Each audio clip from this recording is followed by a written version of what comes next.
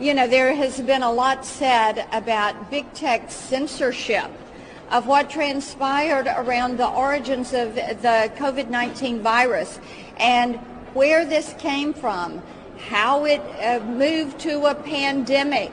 And then there's also questions about what the American people were told and the timeliness or lack thereof of what they were being told. We know that Facebook recently reversed their decision on taking down any kind of information that said it came from the lab in Wuhan, that Beijing should be held to account. YouTube had previously announced that it would censor any content that contradicted the Beijing-run and China-funded World Health Organization.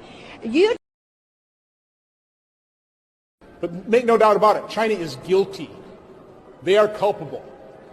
They knew they had a coronavirus. They knew they had a deadly pandemic-type virus in Wuhan.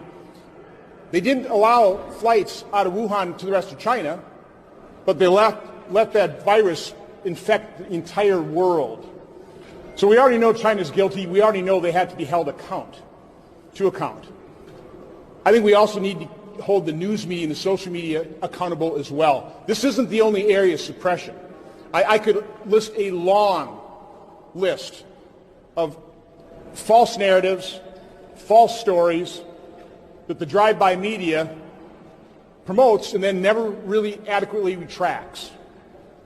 But when it comes to COVID, I have personal experience with censorship and suppression that I believe has cost tens of thousands of Americans their lives. The NIH guidelines as it relates to treatment of COVID remain.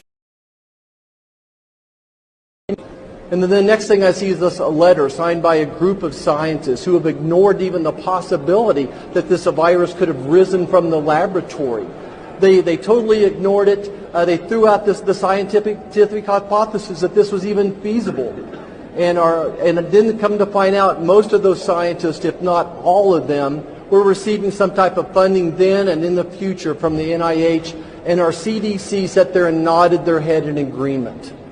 And then national journalists, big tech companies, they worked together to suppress this story. They worked together to censor those of us who thought that this virus may have originated there. And not only did they suppress, they actually shamed people who thought that this might have came from a laboratory.